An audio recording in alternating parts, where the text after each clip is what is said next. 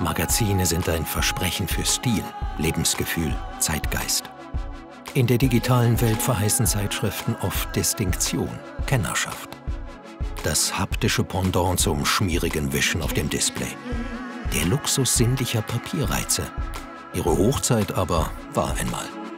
Die Zeitschrift war das Medium des 20. Jahrhunderts. Also da ist das zur Blüte gekommen. Am besten lernt man eigentlich, was in der Zeit wirklich wichtig war, wenn man die Zeitschriften anschaut.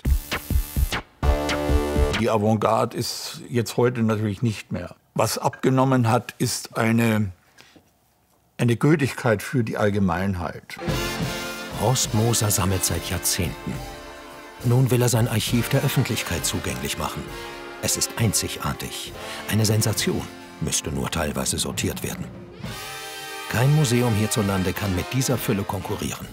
Moser, selbst Schriftgrafiker, lässt sich hier inspirieren. Hans-Michael Kötzle schätzt den sinnlichen Zugang. Eintauchen in vergangene Lebenswelten. Es ist ein Stück Kulturgeschichte, das sich hier versammelt. Es ist im Grunde das 20. Jahrhundert in gedruckter Form.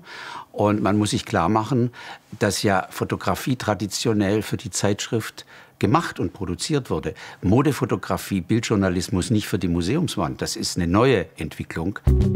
Fotografie wird Kunst. Entstanden in Ateliers, einst als Dienstleistung, wird sie rasant zum kreativen Medium. Verbreitet in Magazinen. Mit ihrer Hilfe wird Mode populär, Politiker charismatisch, Stars gemacht. Glanzvoll, speziell. Als das Foto noch nicht für Zeitschriften reproduzierbar war, musste illustriert werden, wie eine Krönungsfeier oder eine futuristische Metropole. Auch Horst Moser kommt von der Illustration und Gestaltung. Als 18-Jähriger arbeitet er an der preisgekrönten Schülerzeitung Sorry in Nürnberg mit. Er zeichnet, besucht die Kunstakademie München, wird erfolgreicher Grafiker. Schon als Kind weiß er, was wirkt. Dass ich mich für alte Zeitschriften interessiert habe, das kann ich benennen. Da konnte man Möbel und alles Mögliche vors Haus stellen. Das ist dann abgeholt worden. Und da habe ich meine Gartenlaube von 1880 oder so, die habe ich noch hier, habe ich mal da auf der Straße gesehen. Und da hat sich eine Welt aufgetan. Eintauchen in vergilbte Papierberge. Und plötzlich blitzt Twen auf.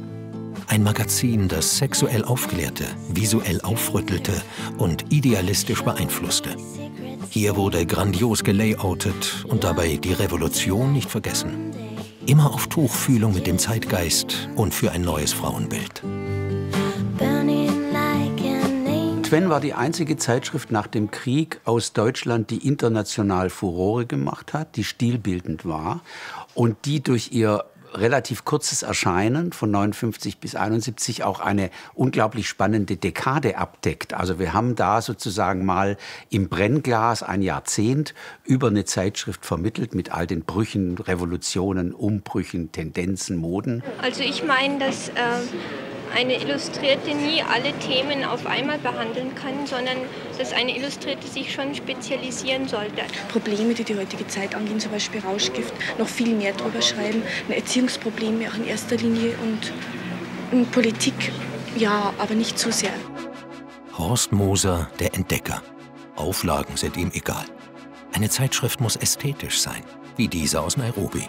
Handgemacht und gestaltet von Kindern in Kibera, dem größten Slum Kenias. Ein soziales Projekt, aus dem Kunstvolles entstanden ist.